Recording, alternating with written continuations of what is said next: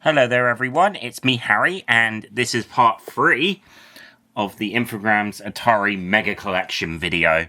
So, part 3 is going to feature games from 2001 to 2002, but mainly games from 2002 because I have more from that year. So by then, we're going to start seeing more, if I could describe it, more multi-platform games that are coming out on the same day, so when I do show those kind of games, I won't describe them as much. But first, there's something that I missed out on in the previous episode. It actually did come out in 1999. I thought it was 1998, but here we go. So, now that's taken care of, let's start it off. So the first title we're starting off with is Roller Coaster Tycoon Totally Roller Coaster. So essentially, after Hasbro Interactive was bought out by Infogrames started to reissue Hasbro Interactive titles within these kind of compilation kind of releases, alongside them reissuing them as part of their replay and best of banners. So this has the base game and the Loopy Landscapes expansion. It doesn't have added attractions because that's already included in Loopy Landscapes, so obviously there wouldn't have been any reason for it to be included in there. Totally Flying, also released around 2001, has European Air War, Falcon 4.0, and B-17 Flying Fortress. So that means I actually have 3 copies of B-17 Flying Fortress, although this release of the game is the same one as in that standalone Infogrames release that doesn't include any DRM. I don't think the other games in there have any DRM either, but I'm not too sure about that. I don't know in the original releases. Totally Action Man, also released in 2001, has the Jungle Storm game, racing game, and Raid on Island X, an action-adventure game. But what is odd with the release I have is that both of the games are actually swapped around on the discs, so the Jungle Storm disc actually has the Raid on Island X data and vice versa. Family Collection, also released in 2001, has the Westwood Studios Monopoly, Risk 2, and the 1998 version of Cluedo, Murder at Blackwell Grange. Kind of odd that they included the Westwood version of Monopoly in this rather than the 1999 version, but I'm not complaining. It is a good adaptation anyway, and it uses, I think, the 4.0 release, so. And the last of the Totally releases I have is Totally Tonka, also released in 2001, containing Tonka Search and Rescue, Tonka Raceway, and Tonka Space Station. So that's the second copy of that game I have as well. Although the copy I have doesn't include the Search and Rescue disc. When I bought this in a charity store many years ago, whoever owned it previously probably didn't put the disc back in, or they lost it or something. Here is the original Unreal Tournament, the very first console port of the game, as it predates the Dreamcast version, which I don't have, by the way. So this came out in 2001, developed as usual by Epic Games and Digital Extremes. The only other noteworthy thing I'll make mention about this version is that it's the first PlayStation 2 game to support USB keyboard and mice. So you can play it just like you would do on a computer, but it's also fun to play with a controller. So, choose what you prefer. Here's another Action Man game, Action Man Destruction X, released in 2001. It's a port of the PlayStation game of the same name, developed by Blitz Games, although the original game was published by the 3DO company, under license from Hasbro Interactive. This release, on the other hand, was published, as usual, by Infogrames. UEFA Challenge, from Infogrames Sheffield House, and this is technically, in my opinion, the spiritual successor to the Action football games, as it's also a football game from the same development team, similar to the PGA European Tour Golf game I showed off in part 2. And here's the PC version of the game, which came out on the same day. There is a PlayStation 2 version of the game as well, but I've not been able to find that one yet. So this is the closest that you can get to a PS2 version. Alone in the Dark, The New Nightmare, from Darkworks and, as usual, Infogrames, released in 2001. This is the PlayStation version of the game.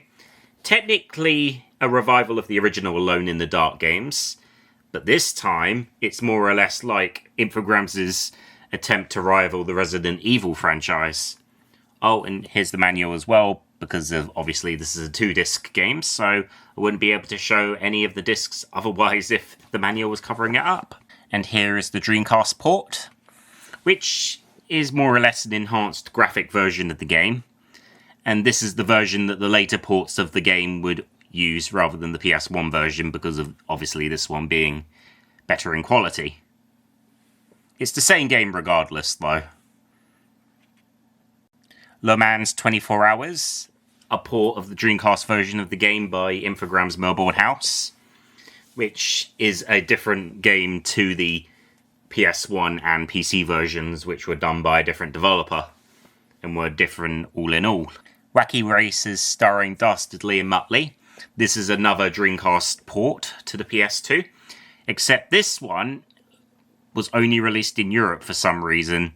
There was meant to be a US release, but it never saw the light of day. Kind of odd if you'd ask me. But regardless, it is a faithful adaptation of the original TV show. My copy doesn't have a manual, but even then, I've had this game for close to a decade now, so I've just never had the chance to get another copy with a manual in it or something. Sheep, Dog and Wolf, or in the States, Looney Tunes Sheep Raider. So this is one of the most underrated games you'll ever see on the PS1. A very unique blend of stealth and puzzle and action, based on the Ralph Wolf and Sam Sheepdog Looney Tunes cartoons. So yep, Infogrames decided to choose a very obscure duo indeed. Well, obviously, that's Ralph Wolf. That's not Wile E. Coyote. It's Ralph Wolf, a completely different character altogether, but you can, although it is possible that he is Wile E. Coyote's twin, after all. But surely enough, Infogrames really knew what they were doing with the Looney Tunes license. They certainly did publish some great games with it. And this was obviously one of them. Since they had the rights to over 200 characters, they certainly knew that they didn't need to include the main stars of Looney Tunes to make a very successful game. And although Daffy does appear in it as the Sheepdog and Wolf host, once again, it's about Ralph Wolf and Sam Sheepdog. Junior Sports Football, the PS1 port of Backyard Football or Backyard Soccer. It's based on the Major League Soccer edition, but doesn't have any licensing. And obviously in Europe it wouldn't have had any licensing anyway. So this was developed by Runecraft. Although there is a nice picture that's in the box as well that you can put stickers on. Yeah, but even then, it's still not a great port of a classic Humongous Entertainment title. And that's not the first time that Runecraft would do something like that with a humongous property, because a little while later came their port of Pyjama Sam 3, You Are What You Eat From Your Head to Your Feet. And it shares much of the same issues as Junior Sports Football does. It does have the UK voices, like with the UK release of the PC version of the original game. But it's kind of odd why they decided to release the third game in the Pyjama Sam series instead of, the first one. They did release the first game on the Wii in 2008 under Humongous Inc., but yeah, I don't own that or any of the other Humongous titles. Alone in the Dark, the new Nightmares PC version from Spiral House. And as I said earlier on, this is a port of the Dreamcast version of the game. And here is the 2003 re-release of the game. It's the exact same thing, just with a PDF manual instead of a physical manual.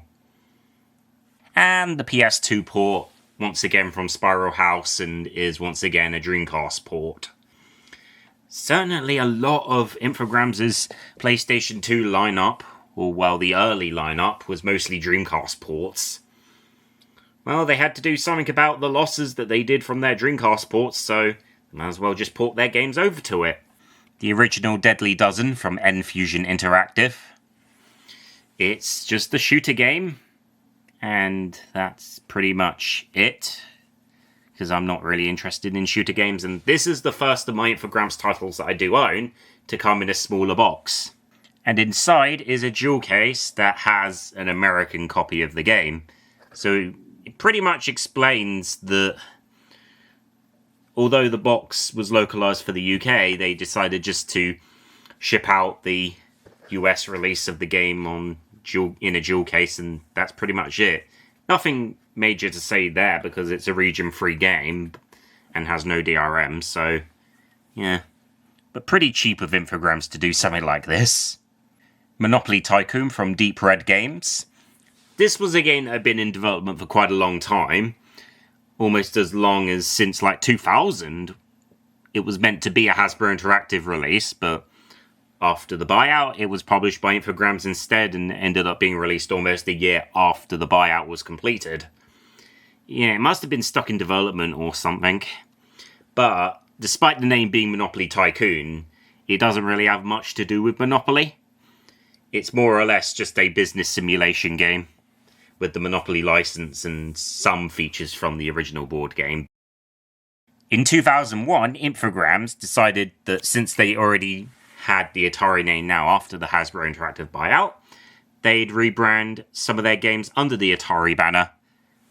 And they weren't arcade game remakes, unlike what Hasbro did. These were like newly fledged titles aimed towards a young adult market. Would this have worked? Well, Infogrames had hopes because Bruno Bonnell, their CEO, was like the biggest Atari fan you could think up, and he was happy to own the brand, and hence what we have here. MX Rider, which is a licensed game based on the FIA or whatever it's called. It's a motocross biking, motocross biking game from Paradigm Entertainment. So this was one of their first titles released after the Infogrames buyout from them. And yeah, it had a later GameCube release, which I'll show you later in the video. The other debut title under the Atari banner was Splashdown, developed by Rainbow Studios, and it's a jet skiing racing game. What more could you ask for? And it did have a sequel, but that was published by THQ, and so doesn't count as part of this video. Another late PS1 title, Men in Black The Series Crashdown, a third-person shooter game based on the TV series of the same name. Animated TV series, that is. Developed by, who else? Runecraft. And yeah, that's it. Moto Mayhem. This is a vehicular combat game from a company called Beyond Games. And yeah, it's basically just Infogrames' attempt to rival the Twisted Metal franchise. And it didn't really do well, I'd say. And my copy is missing most of the artwork on it because for whatever reason it started to flake. Like bits of the artwork have started chipping off for whatever reason, since you can see a big shiny bold spot on it. Family Fortunes from Artex Studios. This is a localized version of the Hasbro Interactive Family Feud game from the year prior, but with the graphics altered, and instead of Louis Anderson, we have the legendary Family Fortunes host, Les Dennis, as the host instead. Makes sense. There was no PS1 port of this game, though, unlike the US version. But still, regardless, Family Fortunes on your PC, especially with the legendary Les Dennis on it, who wouldn't say, our service says to that? Now we're on to 2002. A very big year in gaming as a whole for Europe. And we're starting off with Space Race. Another Dreamcast port from Infogrames Melbourne House. It's basically, the original game, but with some extra content in it. What I forgot to mention in the Wacky Races part is that has an extra track, and so Infogrames tried to continue on with the arcade revival lineup. And here is Miss Pac-Man Quest for the Golden Maze, the sister game to Pac-Man Adventures in Time, but developed on a much, much, much lower budget than that game was by the company Creature Labs. So, Infogrames still inherited the Namco license for certain games, and they still published a few titles, this being one of them. Dig Dug Deeper, a new entry in the Dig Dug series from the same developer, Creature Labs, and another Namco licensed title in this lineup, complete with the same style artwork as well. And lastly, we have the 3D remake of Combat. What makes this really odd is that this game doesn't even have any Atari branding on it at all. Like, there's no mention of Atari in the copyright or anything, which is kind of odd if you'd ask me. So this one was developed by Magic Lantern instead of Creature Labs.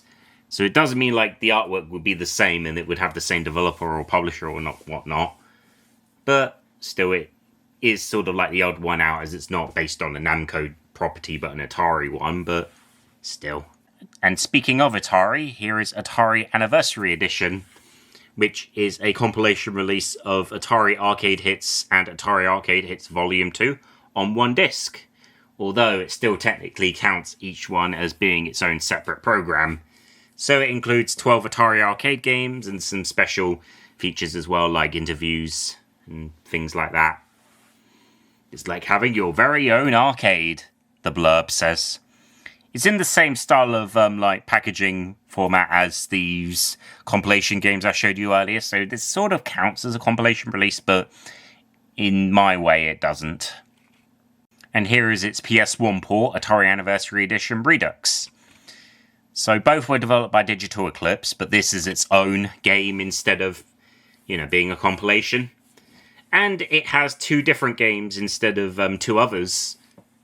Although the Dreamcast port, which wasn't released in the Europe, has the same game lineup as the PC version, but it's still its own video game regardless. Civilization 3 from Fraxis Games, the 3rd game in the Civilization franchise, and technically the only one that was published under Infogrames. So you'd think that Atari could still make money out of this franchise, but they ended up selling off the whole franchise in 2004 to Take-Two Interactive, who later acquired Fraxis Games. So now they're making all the dough from this game and its later sequels. And there's no jewel case in the box, so I'm just showing the box. But there is a funny story I'll mention when I show you the re-release, and that's when I got the original boxed version in 2022. I opened it and someone decided to stuff a whole lot of packing peanuts in there for pretty much no reason at all. I don't even know why, but it just gives me the cold chills whenever I open these kind of boxes these days because of my phobia of them. Ugh. Makes me shiver when I think about it. But yeah, this is the re-release of the game. Once again, just the disc and a little leaflet mentioning about the PDF manual, and that's it. Transworld Surf, a Xbox launch title in both North America and Europe, developed by Angel Studios, and was the 3rd game under the revived Atari banner, interestingly enough. And speaking of launch titles, here's a launch title for the GameCube in all 3 territories, Japan, North America, and Europe. And it's Sega's Super Monkey Ball from Amusement Vision. And you're wondering, why have I got a Sega game in this? Well, let me explain. So, after Sega discontinued the Dreamcast and went third party, they signed a distribution deal with Infogrames for the company to distribute their titles on the GameCube, Xbox, Game Boy Advance, and select PlayStation 2 titles. And Super Monkey Ball was obviously one of them. So Infogrames did have something for the launch of the GameCube, even though it technically wasn't their game. But still, a fun, enhanced version of the original Monkey Ball arcade game. And certainly showed that Sega could do some good family-friendly titles on the GameCube, which is what they mainly focused their family-friendly titles for. Also a GameCube launch title, in Europe at least, is Sonic Adventure 2 Battle from Sonic Team USA, an enhanced port of the original Dreamcast version of Sonic Adventure 2, with some additional content. And once again, this is another Sega game distributed through Infogrames in Europe. Off-Road Wide Open, the last game in the Test Drive Off-Road sub-series, and an enhanced port of the PlayStation 2 version of the game. So this came out a couple of months later and adds some an additional track and some additional cars and things like that. And oddly enough, the title screen still lists down the original name, Test Drive Off-Road Wide Open, on it, even though in Europe it doesn't have the Test Drive brand at all. Kind of odd, but there you go. But it does prove my theory was right, that even then Infogrames Europe, which had the right to first refusal to publish anything from Infogrames Inc., the US operations, there was still some conflict over the Test Drive name. So yep, the game still didn't have any mention of the brand on it. And then we have Le Mans 24 Hours, the port of the PlayStation 2 version, itself being a port of the Dreamcast version. This game was ported over by Taurus Games and was obviously originally developed by Infogrames Mobile House. And it's the fourth game under the Atari banner, so I'm guessing they felt like that this was noteworthy enough to include under it. Tonka Monster Trucks, the second and the last Tonka game developed by Data Design Interactive. And it's equally just as buggy and broken as Tonka Space Station was. And unlike that game, which had a PlayStation port as well, this game was exclusive to computers. But maybe that was for the best. And even on modern computers, the game doesn't really run that well and crashes when it wants to. The original classic BioWare RPG game, Neverwinter Nights, based on Dungeons & Dragons Forgotten Realms. And that's all I really need to say about this game, other than it's a great Dungeons & Dragons video game as a whole. It was originally meant to be published by Interplay, but they and BioWare had a bit of a tizzy, and so Infogrames bought the publishing rights, branded it as an Atari game, and called it a day. Jeff Crammond's Grand Prix 4, developed by Symergy and Infogrames Chippingham Studio, which used to be a Microprose studio. Released, as I said, and you can see in the text, in 2002. And it's pretty much well known for not being very stable to run, but this will be fixed later on when the game gets re-released, because the current Microprose ended up acquiring the rights to the Jeff Crammond Grand Prix games, but they're all being renamed as under a different name because the Formula 1 license is exclusively held by EA.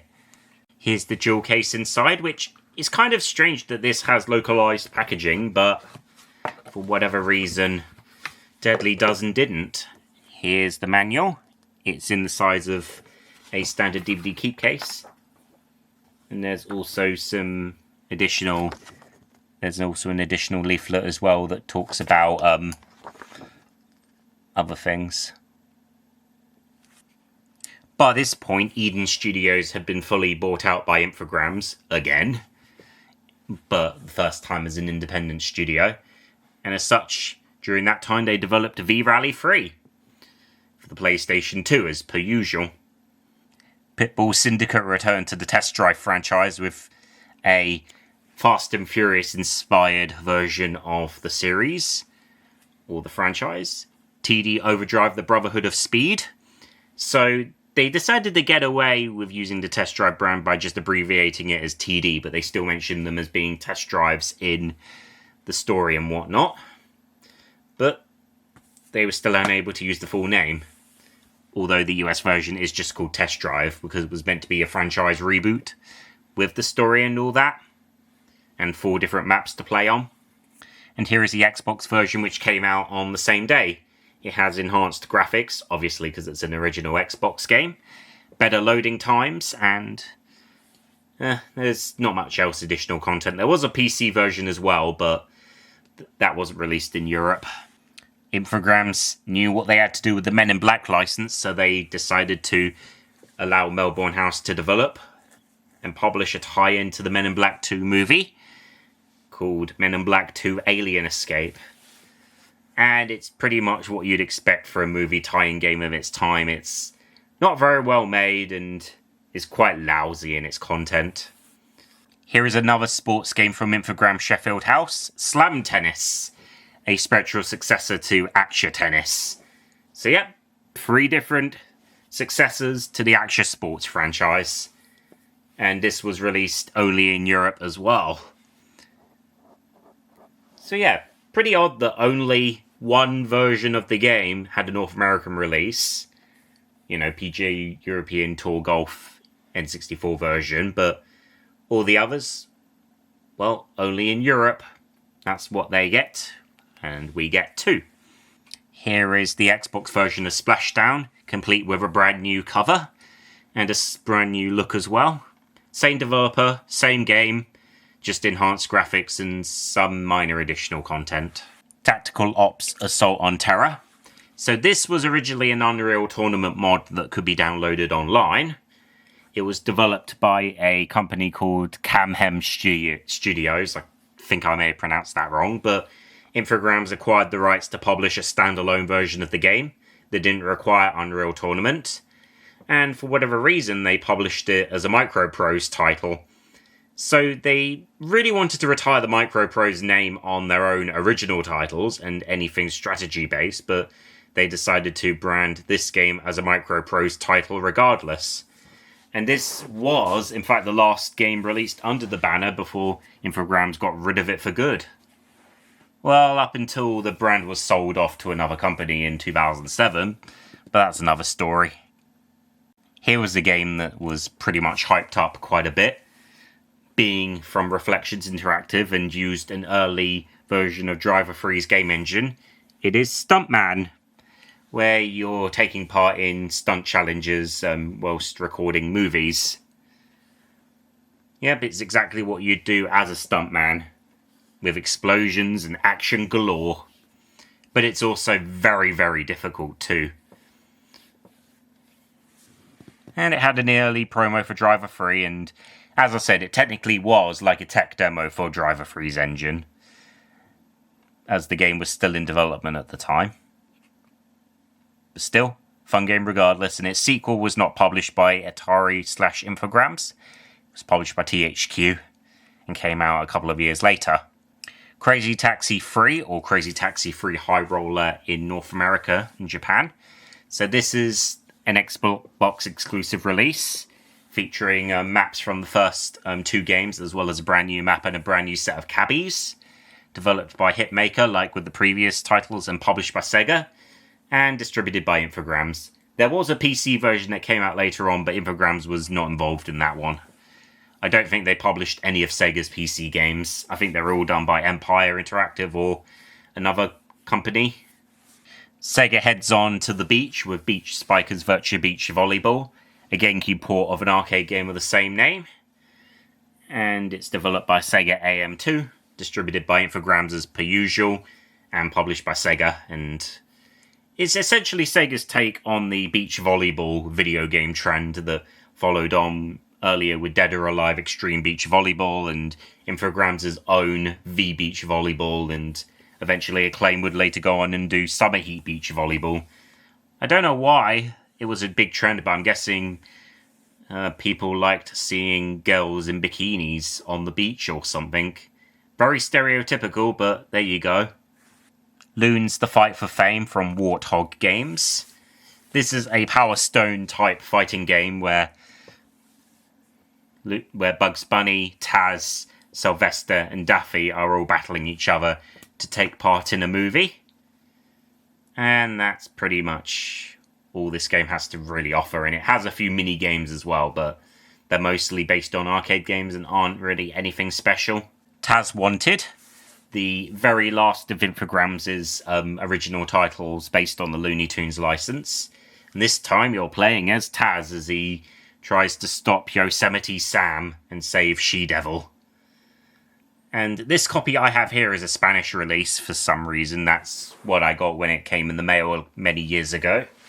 But I've never replaced the copy and have had it ever since. And I've had the GameCube for release for even longer than that. I've had it for almost a decade. You may have seen that and a couple of other games in one of my older videos. One of my Humble Toys family episodes, if you remember that, to any of my older viewers and things like that. Here is the PlayStation 2 port of Transworld Surf. Pretty much the same game, same developer, same everything. Here is Unreal Tournament 2003, which came out on the same day by Epic Games and Digital Extremes, like with the first Unreal Tournament.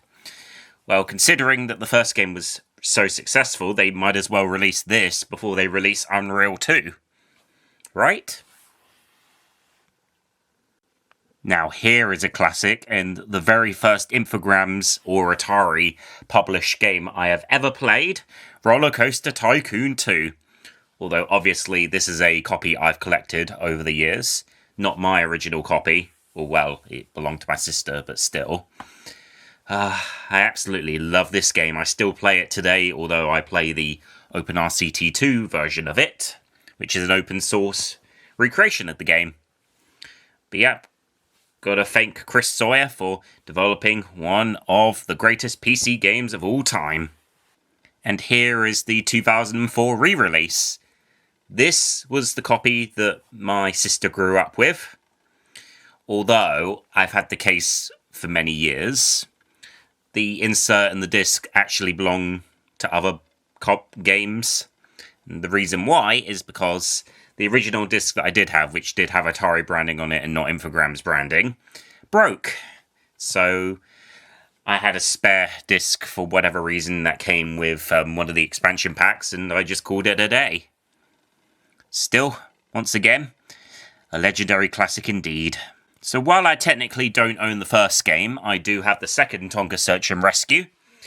And it's, okay, I guess. It's what you'd expect for an educational game. Developed by Artex Studios. And here is Monopoly New Edition. And you're thinking, what? You have the same game of that too? Well, technically, this is actually a updated version of the second game. Everyone calls this version Monopoly 3 because it was the third version that was released under this kind of like trilogy. So I technically call it Monopoly 3 anyway, so what the text displays is the title I normally call it. It's almost pretty much the same. It doesn't have much of the custom capabilities that the 1999 game had, but still, fun game regardless. And here, Infogrames gets on to licensed movie tie-in territory. And here we are with the Terminator Dawn of Fate from Paradigm Entertainment, which tells an original story in the Terminator universe. I don't know if it's canon or not, but for whatever it is, it's a fun game. And here is the Xbox release of the game, which has widescreen support and improved graphics. I don't know if the PlayStation 2 version has widescreen support, though. I haven't checked that out in a little while. Micro Machines, a remake of the classic Codemasters game of the same name based on the toy line. Developed by Infogrames Sheffield House. So this was right when the developer had downgraded a bit and they were only developing about 2 games a year from then on. So they stopped doing sports games, and then after that they shut down. You'll get to see some other later games after that. But yet, here is Micro Machines, and for whatever reason, the disc has Infogrames branding on it. I don't know why, but it was an Infogrames branded title in the States, whilst here it's Atari, but in contrast with the Xbox version, which never even came out in North America, this has Atari branding on its disc. It's still the same game, just with updated graphics, and that's it. There is the GameCube version as well, but you'll get to see that in the next part, because it came out a few months later. I don't know why, but that's kind of odd. The same game being released a couple of months later, but it may have been due to like poor GameCube sales or something. I'll say more about that in the next part. Big Air Freestyle, the quote sequel to Big Air Snowboarding, and is essentially just MX Rider but without the FIM license in it. And it has a demo for Godzilla Destroy All Monsters Melee, if that was interesting enough to those who'd really wanted to play a Godzilla game in a freestyle biking game. Still same developer, Paradigm Entertainment, as with the original MX Rider. Here is Transworld Snowboarding, the second Transworld licensed video game from Infogrames. And there was supposed to be a Transworld Skateboarding as well, but that was cancelled. This game is actually a sequel to a game called Supreme Snowboarding by the company Horsemark, which Infogrames also published. I don't own that game, but I do own this one, and of course they developed that game as well. It's equally as fun as that, but just transitioned into a licensed game for a magazine. And speaking of Godzilla Destroy All Monsters Melee, here it is. The original game in the Pipeworks Software Godzilla trilogy, you know, the name that's given to those, you know, Godzilla fighting games, you know, made by Pipeworks Software. Still, this game rings up a lot of legacy. There was also an Xbox version, but the Xbox version had a very, very, very, very limited release in Europe, to the point it's almost impossible to find it. Even back in 2016, it was very hard to find. So it was mainly due to limited quantities more than anything. Grand Prix Challenge. This is a spin-off of the Grand Prix series on the PC, as I've already shown you before with Grand Prix 4. Jeff Crummond wasn't involved with it. It was instead developed by Infogrames Melbourne House. So sort of, in a way, it's very similar to their Le Mans 24 Hours game. Unreal Championship, a console port of sorts of Unreal Tournament 2003. Taking advantage of Xbox's online capabilities, namely, you know, Xbox Live. And just like with its PC counterpart, it's once again from Epic Games and Digital Extremes. And the sequel to this was published by Midway. It was the first game that they had published under their agreement with Epic Games after they ended their contract with Atari. And I think it had an original storyline, rather than this game, which I said was just a console port of Unreal Tournament 2003 with some additional content and some removed. Here's a pretty ugly game, and a pretty bad one too. You may have seen me do a review on this many years ago.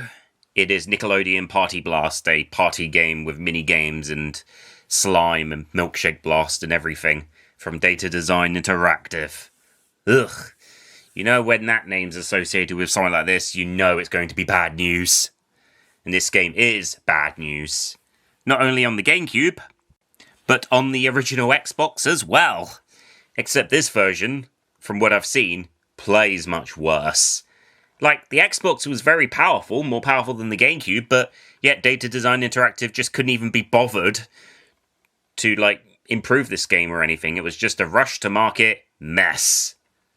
Monopoly Party, essentially a party version of Monopoly where everyone plays at once, although there's obviously classic Monopoly as well, developed by Runecraft.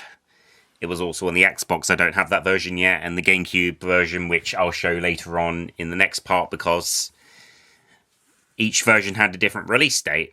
PS2 version came out after the Xbox version. I don't know why, but once again, it's just a very strange situation. Companies like, you know, Titus Software were much worse at this. Civilization 3 Play the World from Fraxis Games and Infogrames.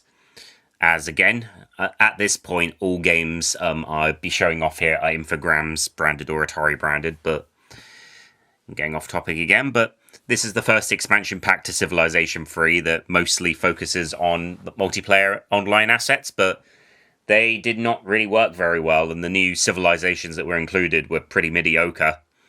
There wasn't really any point in getting this if you had the second expansion pack, which I'll show in the next part as well, Conquests. Right, time to turn this off, and time to turn off the light again. So, I actually checked through the second part, and it was actually quite long, 45 minutes long, before I edited it down to a bit. Kind of strange, and I have a feeling this is likely going to be the same as well. So I'll have to edit this down as well. So some of the games I did show off a little bit quicker than I would normally do. Hopefully, when I do the 2003 games and 2004, which are going to be even longer, I'm going to show them much quicker.